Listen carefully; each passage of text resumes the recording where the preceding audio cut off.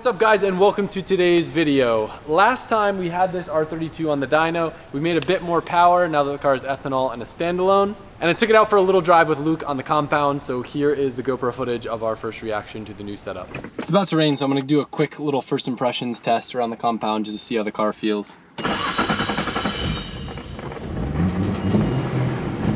What I'm the most curious about is in terms of drivability, how much quicker this thing gets into boost than it did before. Ethanol produces a lot more exhaust gas, lets you add more ignition timing.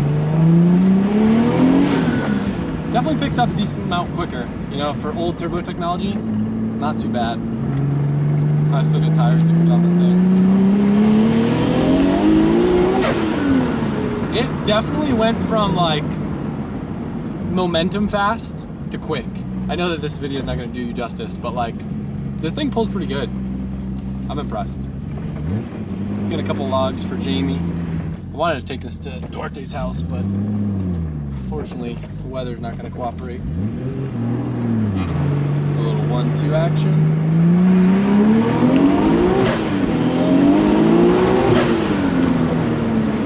It moves. It definitely moves. I'm impressed. Little dead down low, but it picks up pretty good.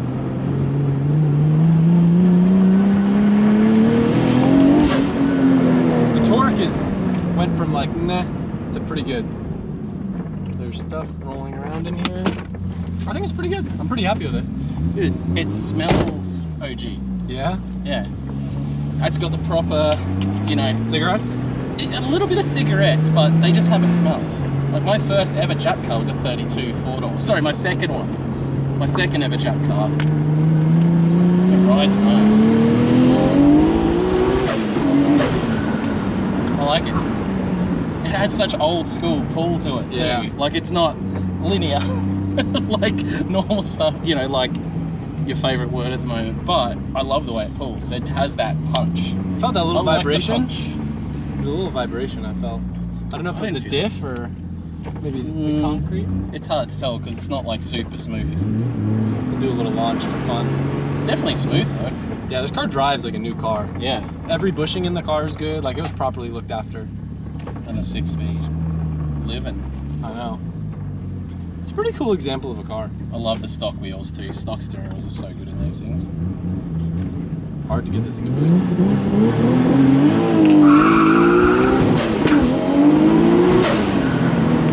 Yeah, it's good. I don't feel any real vibration. There might be like some slight like cradle vibration in the rear. It feels like, I think cradle vibration, if anything. that's what it is? Yeah. So I felt that same vibration on the dyno, so I wonder what it is. It wouldn't be cradle then if it was on the dyno. Yeah, it's at like a certain RPM the rear end vibrates.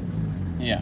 I want to take a break from the video to let you guys know that the AutoZone sweepstakes for the RTR Mustang Spec 2 is live now. It's going to be running through June 27th, and if you don't remember the car, Mike's going to put some footage of it on the screen. It's a 10-speed, black, brand new 5.0 Mustang with a bunch of sick RTR mods on it. There's no purchase necessary, the car drives great, looks great, and you can find more information by the link on the screen or visiting the description and clicking the link down there. Good luck. Afterwards, I took the car on a fun street drive. I honestly didn't film too much. It was really hot and sweaty. I didn't even have my shirt on just because I don't have the AC working. I still need to convert it from R12. But I do have one clip. Colette wound up driving this for a period of time when I was driving the R32 sedan, and she was just ripping the thing.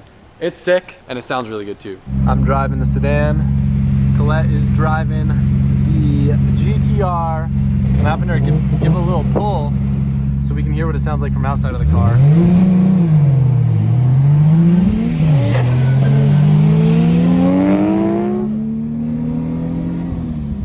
I don't know if you guys can hear that much over this thing, but it sounded good to me.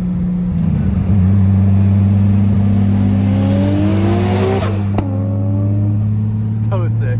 After enjoying this car and getting to finally drive it on the street, I definitely am more motivated to work on it more. The first thing I got to do more than anything, Radio makes a really cool package that's an in-tank surge tank that can also suit up to 3 pumps for direct bolt-in with the stock tank. I want to do that because I'm leaning on the fuel system a little bit too hard right now at its current power, so I want to have that headroom, and I also want to give it a couple more pounds. And when I find time and I can badger Tommy for some interior parts, I want to start to the interior. I need some old logo Nismo floor mats. Rumor has it Tommy has some that has some cinnamon cold brew spilled on it that he said he'd sell me for cheap. I wonder what happened there. And then this, I gotta def that. I gotta def all these gauges. The bad thing is I have self-tappers, so I'm gonna hope that I can find the original pieces that are unmolested, maybe from Tommy's collection. And then I gotta do an old logo Nismo wheel so I can have the approval of the true, what did he call himself again? JDM Legend? No, not JDM Legend. What is he? JDM Space? JDM God. Space. Does he refer to himself as a god or a superhero? Super villain. He's not a supervillain. He's nice. I know the real Tommy. The real JDM restoration god. Work with me here. I feel like if I call him and ask him what he refers to himself as, it's Regardless, he's only going to give you these parts if you spill more cold brew on him. Guys, go follow Tommy and tell him to sell me the parts that I need because he doesn't need to sell them. He has everything that he wants. But help a brother out, please. So if you guys remember, we have rested the keg. That's what they refer to the rotaries that aren't dressed up in this Super before to kind of just see how everything's going to fit and make sure that it's an idea that actually makes sense. The next step with this, Johan is going to be building the motor mounts as well as the transmission mounts. So then he can start to fab the headers and the intake setup on this. So my project is to get all the junk out of here that's not going to stay in the car so Johan has the most work area possible. I kind of want to see if we can leave the heat shielding on since the header's going to be right around that area anyway. It'd be kind of cool to leave some of the OEM bits. But all this AC and coolant stuff I can remove. I might leave the brake system on even though I'm not going to use ABS. Just try to get some of the junk out of the way. So another thing that may, wow, there's a lot of things and stuff in here. Another thing that may be kind of interesting to you, we're going to try to retain the stock oil cooler. Well, they're not oil coolers, they're heat exchanger stock. But we're going to see if we can retain the ducting and shrouding for that. Because the rotary is going to need 2 oil coolers. It's going to need a lot of oil cooling. But I don't know once this car is WiseFab in the front if the wheels are going to interfere with this. So we're going to leave those on as kind of mock-up coolers. That way we can put the front end on and then to see kind of how the wheels trail to see if it's going to interfere and get in the way. So if I pop this line off, yo, everything's so clean. I love it. Oh, I'm leaking all over myself. See when that happens. Oh, can't wait to sell this on Yahoo Auctions Japan to some stupid American kid for like $5 grand. Welcome back to Adam LZ Show. Today we're going to be pulling apart the radiator. How it comes out, I haven't figured out that much yet. I'm going to be sick of it just pulled straight up. I'm trying to like leave as much of this car together as I can without taking stuff apart. So there's that. I see the problem. The tools have disappeared. What you need? The Torx, same one as before. Torque. I want to use a stock radiator, but I think what we're going to do instead, because one of these is a heat exchanger and one's a radiator, we'll get a custom radiator made that'll be like the same dimension as both of these, so it'll be thicker. But it could still hopefully go in the same stock location. It's weird that on these cars you have to remove the engine to be able to remove the radiator, isn't it? Yeah. Be a pricey dealership friggin'. Imagine. Oop. I just went on my ass. All the 8090 Super experts are watching this with disgust.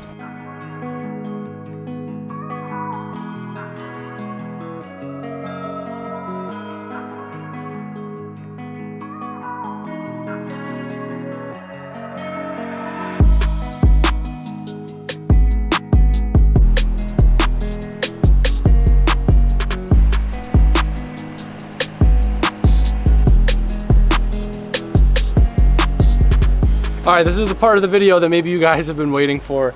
I have been obsessed with A86s. I don't want to say always because it's kind of like a thing that comes and goes. Back when I watched Initial D forever ago, like anyone else that watches Initial D, it makes you really want the experience of owning an A86, and then I kind of grew out of it. But I've been rewatching all of Initial D again with Colette, so all non-stop, all I've been talking about with Chelsea was A86s. And he was homey enough to just be like, well, I happen to have one in Florida, so if you want a little A86 experience, he tossed me the keys. He said, go have fun, see what it's like, because you probably won't want to own one after you drive it. So that's what we're going to do. I'm going to drive this thing around the compound, and I'm going to try to, like, what I've been wanting to do, I know I talked about this before, is like set up a course through the compound that you could drive with a car so I could have people that visit, do like a timed lap or something. The problem is most cars are too fast for it, and it just gets hairy. Even go-karts are almost too fast here. But an A86, I think these things make like 120 horsepower or so. I feel like will be perfect for this. He's got it on really loose tires, so the thing just slides around everywhere.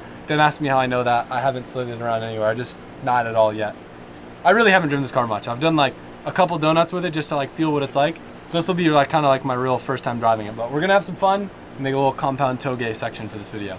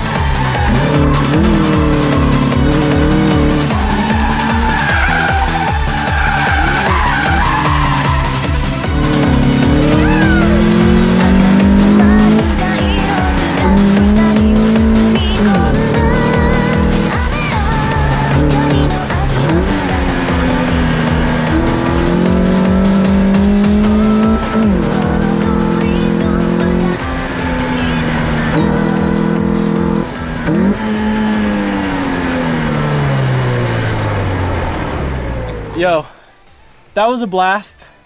I gotta say, like, I try to be authentic with you guys, right? And I wanted to make sure I had that whole thing done one take. Mike, can you confirm it was about third try? We got it done one take. But this GoPro situation up here, it kept ripping off from the sun dome light. So now we're like, oh, I took so many tries to get it without the camera falling off. And then as soon as we got the camera set up rigged, I just started pushing it too hard because I got too comfortable. And I spun a couple times, but everything's good. This was a blast. It's an experience, and no power steering, not a lot of horsepower. It's a handful, but I love it, and I hope that the fun can translate over video. Kind of reinforces my want for having a clean A86 and a thrasher, because there's no way that I would be thrashing this place with as clean of an A86 that I want to own. Yeah, this was fun. I hope you guys liked it. If you haven't ever watched Initial D, I highly recommend it. I wish that I had seen it sooner in my life. I think I watched it for the first time like 3 or 4 years ago. But prior to that, I watched it like 10 years ago.